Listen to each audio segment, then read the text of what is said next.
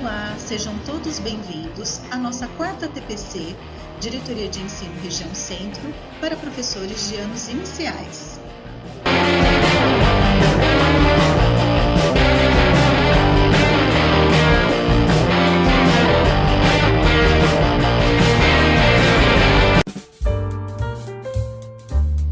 Então vamos iniciar com a citação de José Saramago, que diz: "A leitura é provavelmente uma outra maneira de estar em um lugar."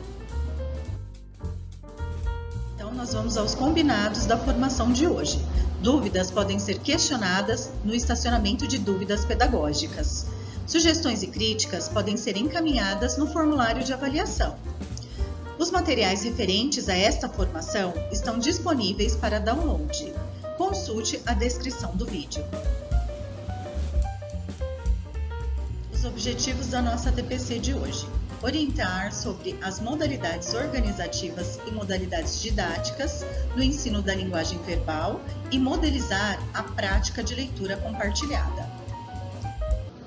A leitura inicial é do texto Doras e Carmozinas, que é um discurso feito pela atriz Fernanda Montenegro em 12 de abril de 1999, ao ser homenageada por sua indicação ao Oscar de melhor atriz estrangeira pelo desempenho no filme Central do Brasil. Há momentos em que os anos vividos nos obrigam a olhar em volta e fazer uma revisão de nossas perdas e de nossos danos.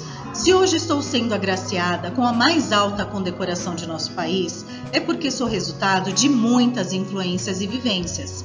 Centenas de companheiros e personagens me formaram, me educaram e estão comigo sempre.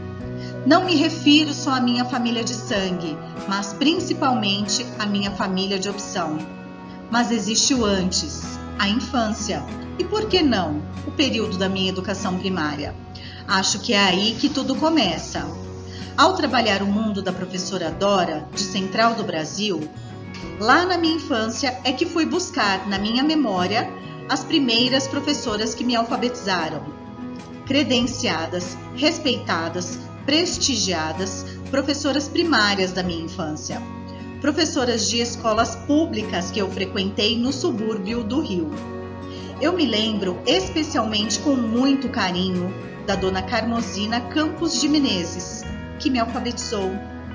E mais do que isso, que me ensinou a ler, o que é um degrau acima da alfabetização. Naquele tempo, as professoras ainda se chamavam Carmozinas, Afonsinas ou Ondinas. Busquei na memória a figura de dona Carmozina, para me aproximar da professora Dora. Para mim, personagem não é ficção. E vi como seria trágico se a minha tão prestigiada e amada dona Carmozina viesse a se transformar, por carências existenciais e sociais, numa endurecida e miserável Dora. Foi essa visão de tantas perdas que me deu o emocional da cena final do filme, quando Dora escreve: "Tenho saudade de tudo." Saudade é uma palavra forte e uma forma profunda de chamamento, de invocação. Entre Carmozina e Dora, lá se vão 70 anos. Penso que minha vocação de atriz foi sensibilizada a partir das leituras em voz alta, leituras muito exigidas, cuidadas, orgânicas, que nós alunos fazíamos usando os livros de português do antigo curso primário. As primeiras coisas que decorei na vida foram os poemas que dona Carmozina mandou. É essa a palavra, mandou, que decorássemos nas férias de dezembro, Meus 8 anos, de Casimiro de Abril, e Canção do Exílio, de Gonçalves Dias. Na volta das férias, naquele ano de 1937, eu, mesmo tímida, envergonhada e encantada, declamei: "Oh, que saudade que eu tenho da aurora da minha vida, da minha infância querida, que os anos não trazem mais." Que amor, que sonhos, que flores, naquelas tardes fagueiras, à sombra das bananeiras, debaixo dos laranjais. Essas bananeiras e esses laranjais não eram licença poética. Os subúrbios de nossas cidades ainda não tinham sofrido essa degradação ambiental que infelizmente se fez presente com o passar dos anos. Vi muitos Brasis entre esses meus 8 anos. Os 8 anos do poeta e essas duas mulheres, Carmosina e Dora. Vejo essa passagem de tempo, claro, com alegrias e ganhos, mas também com muitas perdas e dor. Sou atriz e confesso a minha deformação profissional. Esse sentimento de perdas, essa nostalgia, me ajudaram a resgatar o emocional dessa desprotegida e amarga Dora, ao intuir que dentro dessas Doras desiludidas existe sempre uma Carmosina à espera de um ombro e de um socorro. Senhor presidente, nesta nossa confraternização de artistas e autoridades, como não lembrar o milagre que a educação e a cultura produzem em todo ser humano? É este, me parece, o espírito que nos une aqui, neste espaço. E por estarmos diante da mais alta autoridade de nosso país, que é Vossa Excelência, a herança cultural da reivindicação artística e social se apresenta. Mas Vossa Excelência é um democrata, um professor. Por isso, peço a Vossa Excelência me dar o direito de não resistir. Mesmo porque acredito que estamos numa concordância de vontades. Senhor presidente, precisamos urgentemente de muitas Carmosinas e, se possível, nenhuma Dora. Vossa Excelência tem poder para transformar as Doras em Carmosinas. O país lhe deu esse poder. Eu tenho um sonho, que certamente é também o sonho de Vossa Excelência e de muitos brasileiros. Eu tenho um sonho, parodiando o notável reverendo americano, que um dia, realmente, todas as desesperadas Doras serão resgatadas desses ônibus perdidos que atravessam esse nosso sertão de miséria e que a elas será dado, nem que seja uma parcela daquele reconhecimento e respeito social das professoras Carmosinas da minha infância. Doras com visão de futuro, com autoestima, economicamente ajustadas, professoras Doras inventivas, confiantes em seu magistério, para que possam ser amadas como seres humanos e, por que não, como personagens também. Muito amadas e lembradas por todos os Vinícius e todos os Josués de nosso país. Mesmo assim, prefiro as Carmosinas. Que Dora compreenda e me perdoe. Vale a troca. Para o fortalecimento da nossa educação, da nossa cultura, vale a pena, senhor presidente, que a nossa alma, isto é, se a realização do sonho de todos nós, se essa realização não for pequena, faço de Dora e Carmosina minhas companheiras neste meu agradecimento. Ignorá-las seria desprezar a minha infância e a realidade da minha, não digo velhice, mas da minha madureza. Atividade 2. Orientação sobre modalidades organizativas e modalidades didáticas. Então, nós vamos abordar o texto da Kátia Bracklin, de 2012, e considerar aqui o trabalho do ensino de linguagem. E precisamos, então, verificar a maneira mais adequada para fazer isso, gerindo o tempo de acordo com os conteúdos. Então, priorizaremos a organização do currículo em espiral, para possibilitar o contato dos estudantes com o mesmo em diferentes momentos. Vamos priorizar também a natureza de cada um desses conteúdos e a necessidade de abordagem dos mesmos. Vamos também considerar a seleção desses conteúdos em função do tempo que vocês terão para adequar a atividade e das expectativas, que aqui no texto, como eu já disse, 2012, hoje nós vamos trabalhar com as habilidades, que serão colocadas para os estudantes. Inspirados na Adélia Lerner, em 2002, nós então consideramos aqui 3 modalidades organizativas, nas quais, dentro de sala de aula, vai organizar o nosso trabalho, né? De que forma? Os projetos e sequências de atividades e as atividades independentes. Para desenvolvermos as modalidades organizativas, nós temos que identificar alguns critérios que distinguem uma das outras. Primeiro, a frequência que acontece as modalidades em sala de aula. A duração do trabalho que está implicado em cada modalidade. Além disso, podemos reconhecer essa potencialidade de cada modalidade através dos trabalhos que são desenvolvidos com os conteúdos. No que se trata de atividades independentes, nós podemos dizer que elas são habituais, permanentes e ocasionais. As duas primeiras, a periodicidade é uma frequência definida. Ela possibilita o contato constante com a atividade e o conteúdo tematizado. Já a atividade independente ocasional é aquela que é tratada de uma maneira não regular e no qual o conteúdo ele é considerado necessário. Ele precisa ser tratado em determinado momento e assim sistematizado. Então, são exemplos dessas atividades independentes, habituais ou permanentes, as situações que envolvem leitura de voz alta, roda de leitores, uma leitura de escolha pessoal que pode ser realizada dentro da própria roda de leitores. Já nas atividades independentes ocasionais, são leituras esporádicas, como, por exemplo, as notícias de jornal.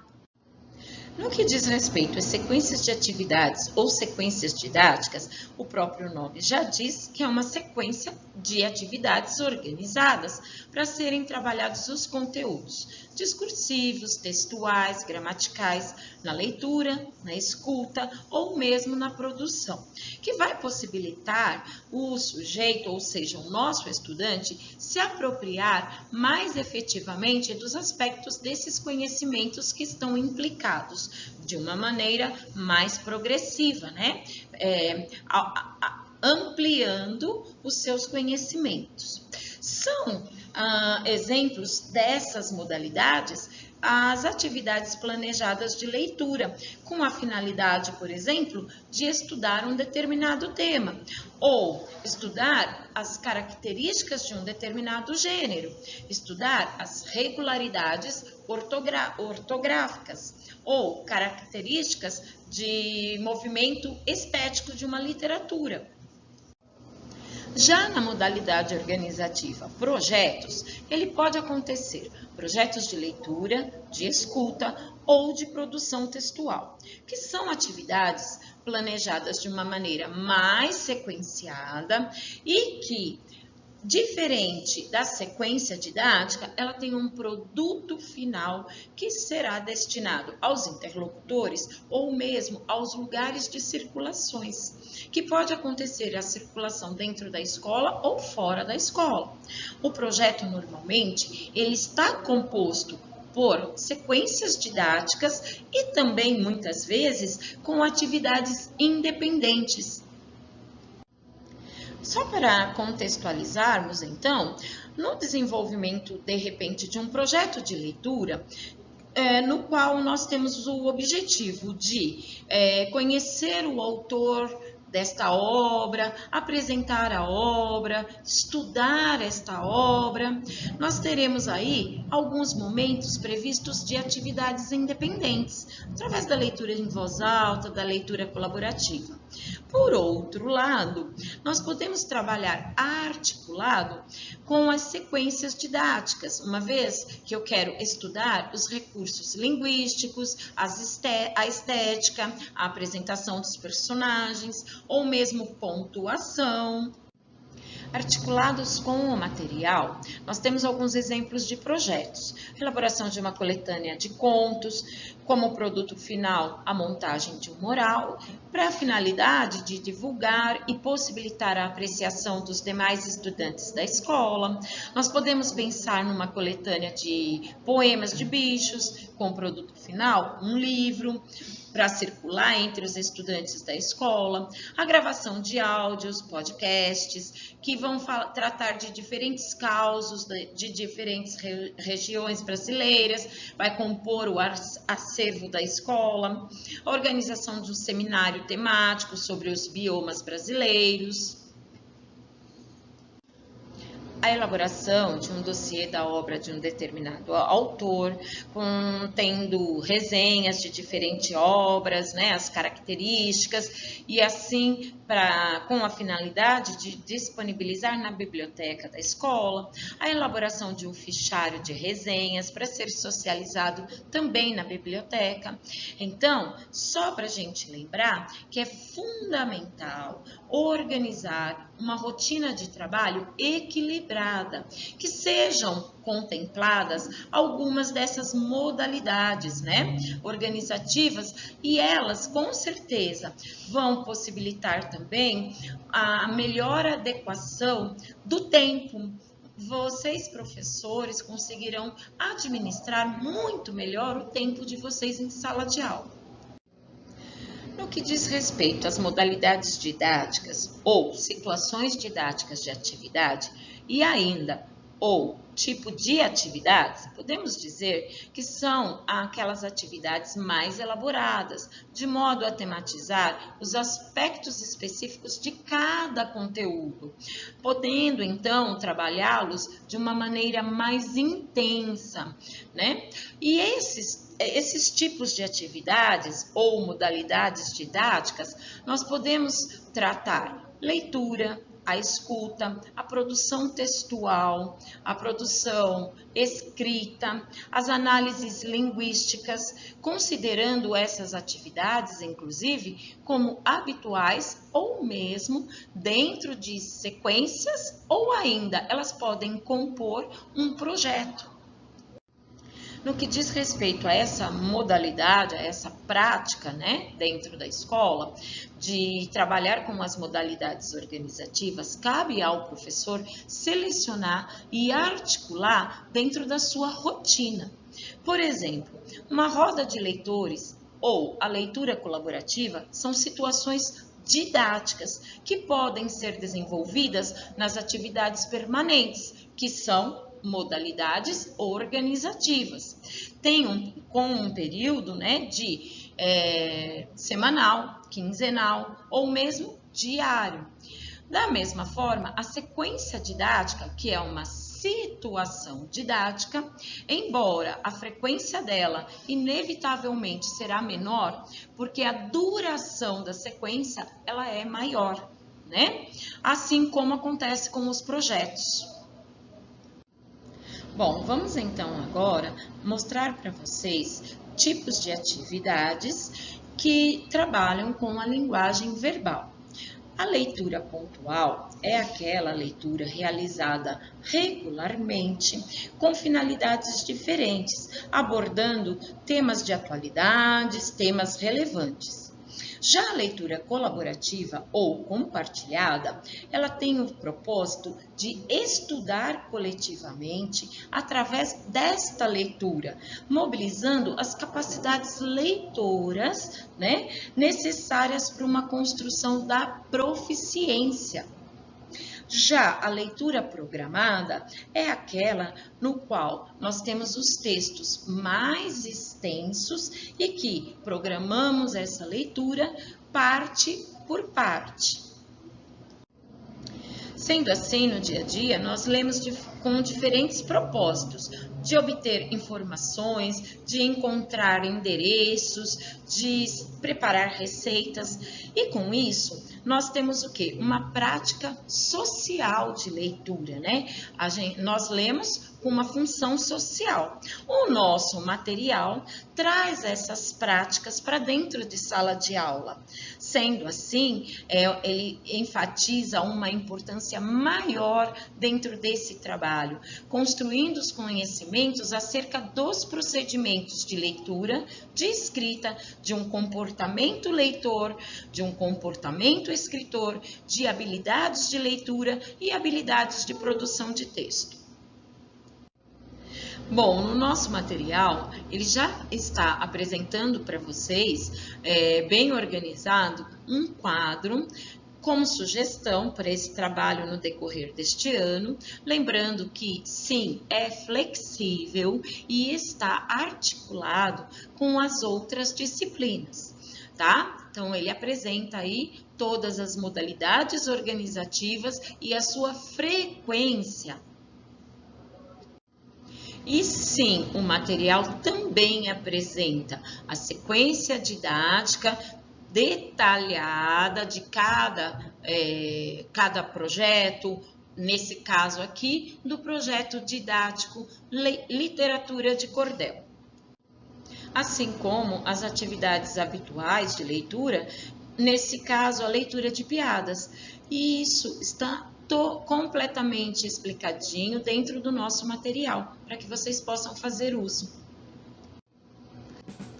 Vamos agora para a atividade 3, leitura compartilhada. A história que vamos ler hoje está no livro Que História é Essa 2. O autor é o Flávio de Souza, o ilustrador o Daniel Condo, a editora é a Companhia das Letrinhas e ele foi publicado em 2000. Você conhece esse livro? O que se pode esperar dele? Eu tenho certeza que você disse, eu conheço esse livro, porque afinal, na TPC anterior, nós já lemos uma história dele. A história que lemos na TPC anterior foi Tônia e o Pof, ou o Pavão, ou seja, o Patinho Feio. E o autor, Flávio de Souza, vocês o conhecem? Lembram dele? Então, para quem não se lembra, vou contar um pouquinho sobre o autor. Ele nasceu em 1955 em São Paulo, foi criador e roteirista de séries para TV como O Mundo da Lua e O Castelo Rá-Tim-Bum, além de ser tradutor, desenhista, ator, diretor e autor de diversos livros infantis. A história que vamos ler hoje é Hidi Kaali Bamoda, ou A Bordadeira. Você conhece essa história? Hidi Kaali Bamoda, ou A Bordadeira? E o que podemos esperar de um texto do gênero conto? Para que serve um conto? Agora que você já sabe um pouco mais sobre o livro, sobre o autor, já ouviu uma das histórias desse livro, o que pode esperar dessa história? Será que o título ou a ilustração dão pistas sobre o que vai acontecer?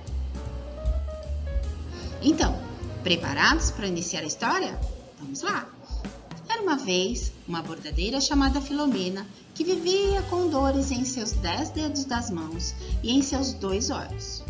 Porque desde a hora em que acordava até a hora em que se deitava para dormir, ela bordava.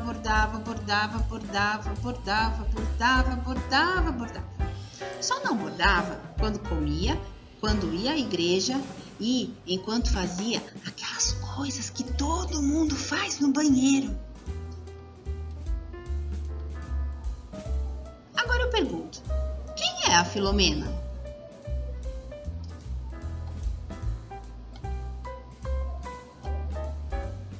E por que ela borda tanto?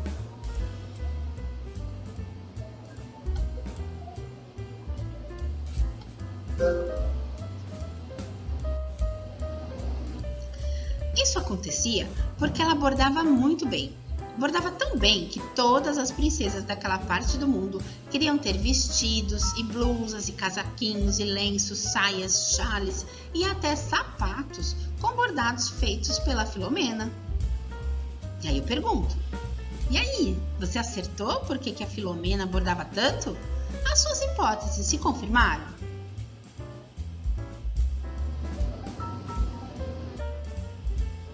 Ela vivia tão cansada que já tinha esquecido da última vez que tinha sorrido. De quando tinha dado uma risada, então, nem se fala. Gargalhada? A última que saiu de dentro dela foi quando ela ainda era uma menininha. Por que a Filomena não sorri? Você já consegue imaginar que história é essa? Quando se aproximou a data do aniversário da princesa do reino onde ela morava, a bordadeira foi mais requisitada do que nunca. E suas mãos doeram como nunca, e seus dedos ficaram mais picados que nunca. E o mau humor da Filomena, pior você sabe quando.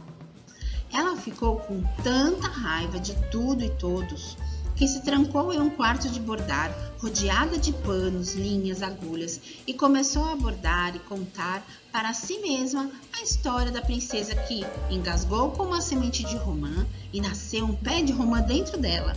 E ela se transformou numa raiz e viveu muitos e muitos anos enfiada dentro da terra.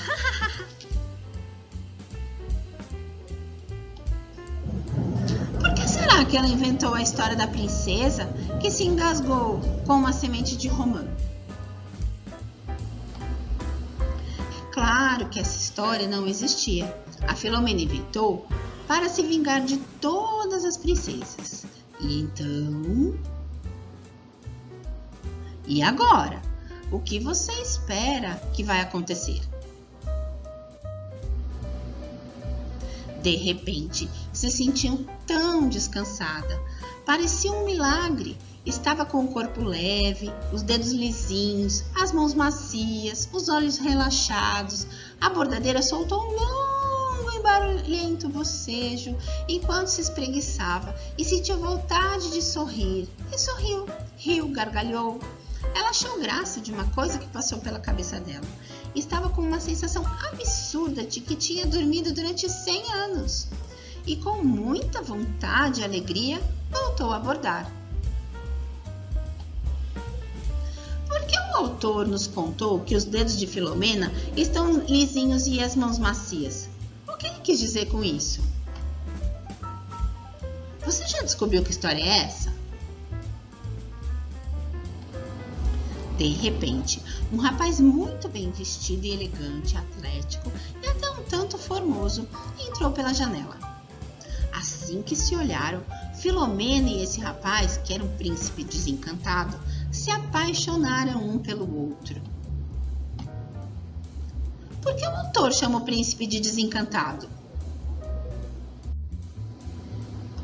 Esse era um príncipe desencantado porque tinha vindo de muito longe para acordar a princesa adormecida com um beijo, mas chegou algumas horas mais tarde. Um outro príncipe já tinha chegado antes e feito a façanha. E agora? O que será que vai acontecer?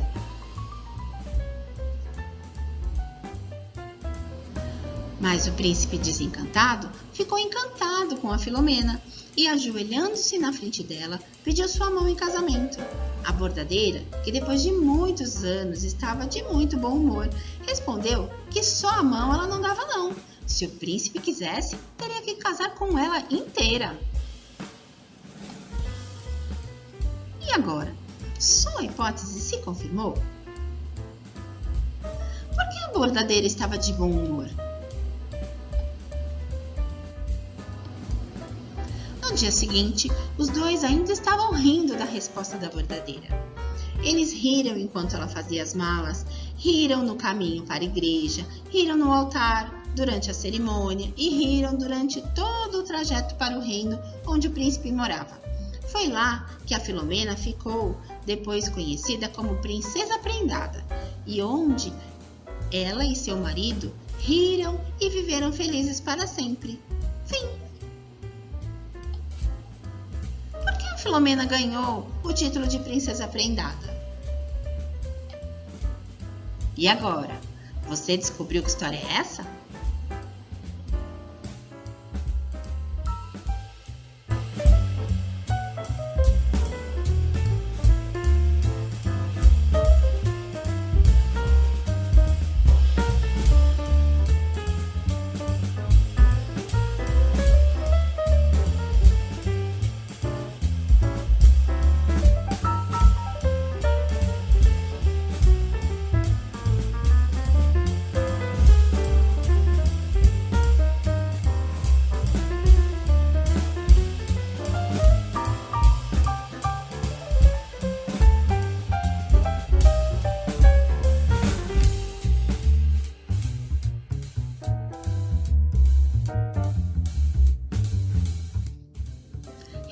Taliba moda é a Bela Adormecida, mas poderia ser de Linacre, ou seja, Cinderela, porque a Filomena, que era muito pobre e infeliz, acabou se tornando uma feliz princesa.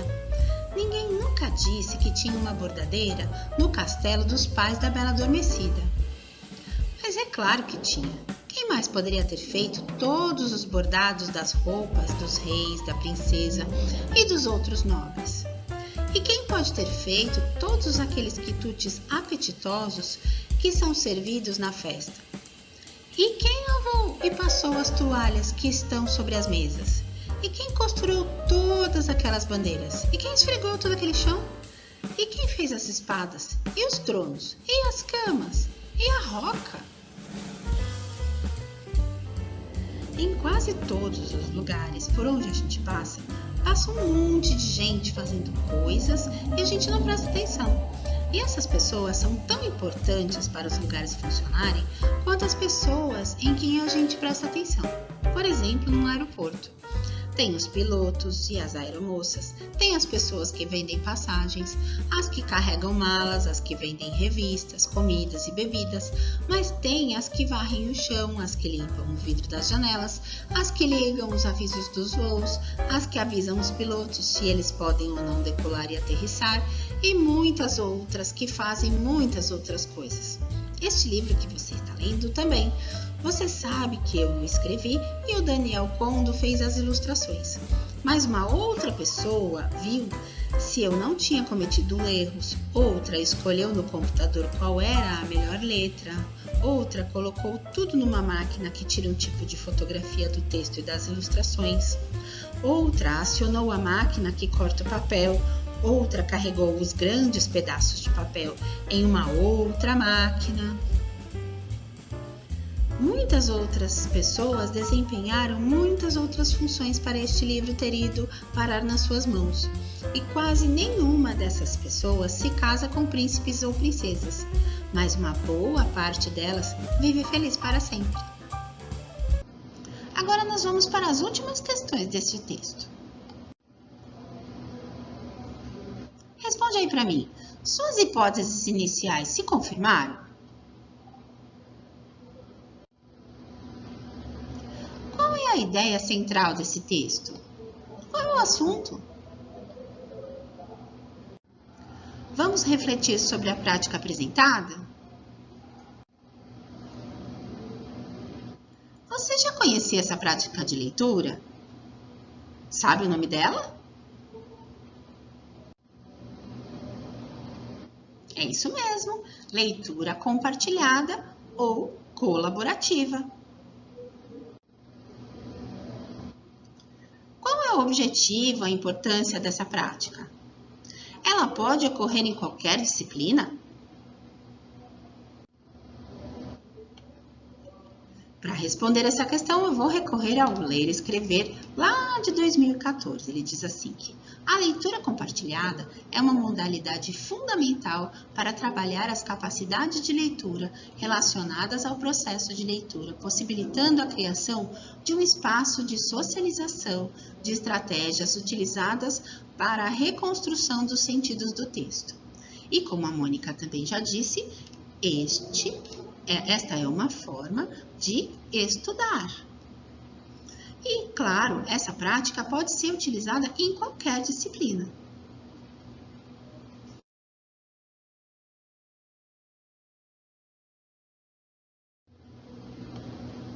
Agora é a hora de refletir sobre a leitura compartilhada. Quais os procedimentos realizados pela formadora antes, durante e após a leitura do texto?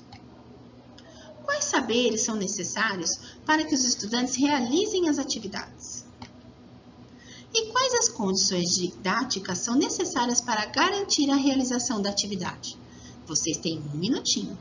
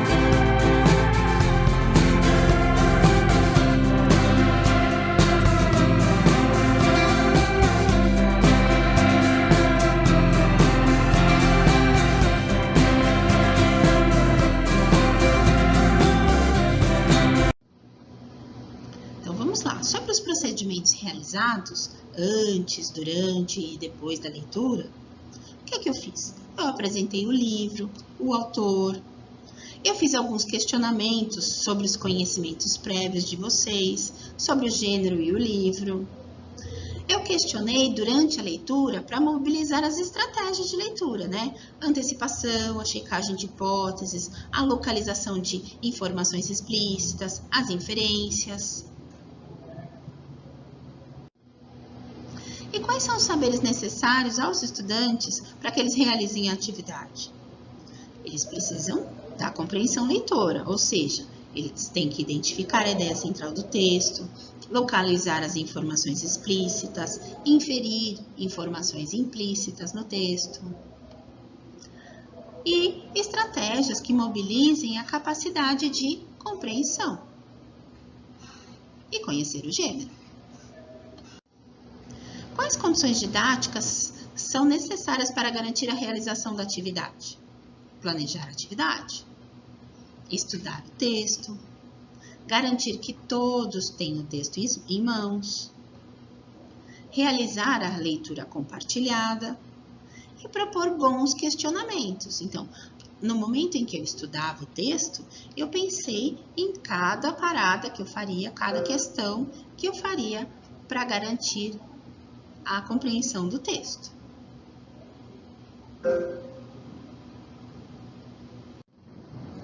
E quais são as habilidades mobilizadas durante a leitura compartilhada?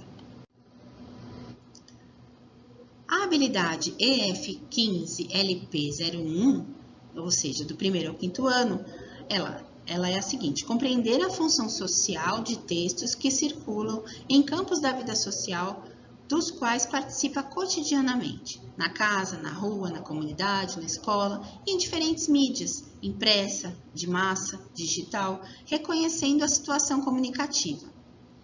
Então, trabalhamos essa habilidade quando eu perguntei a vocês: o que se espera de um texto do gênero conto? Para que serve um conto? EF15LP02A. Estabelecer expectativas em relação ao texto que vai ler.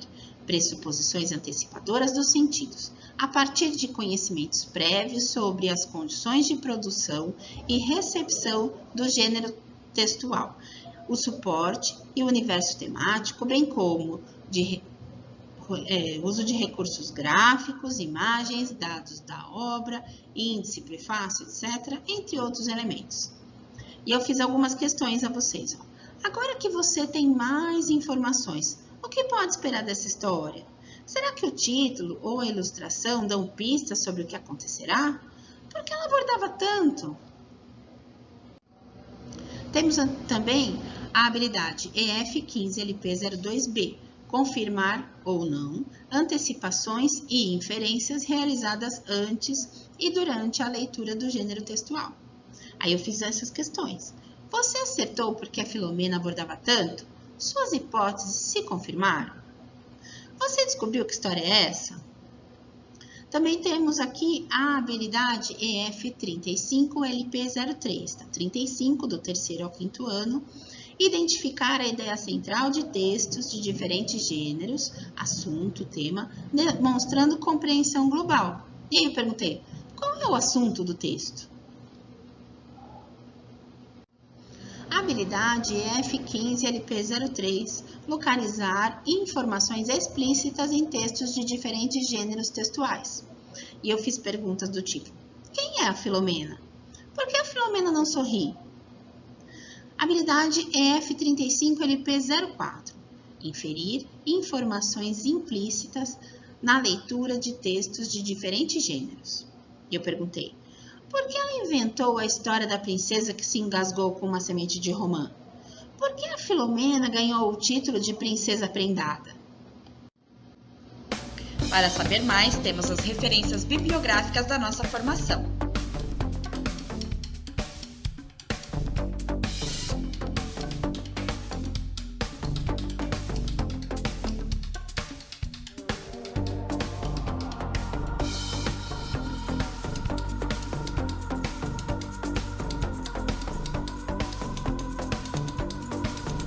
Deixamos aqui para vocês também os informes para uma leitura autônoma.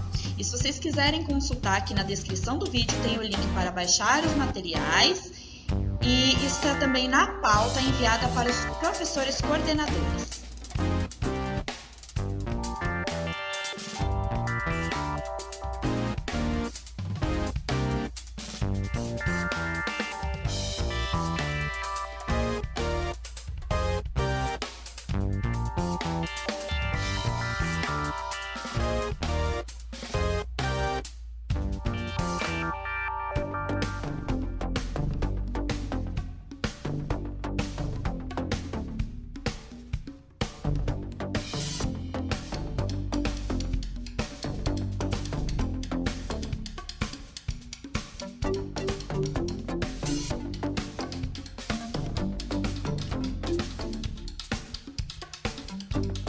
Não se esqueçam de avaliar a nossa formação. A opinião de vocês é muito importante para nós.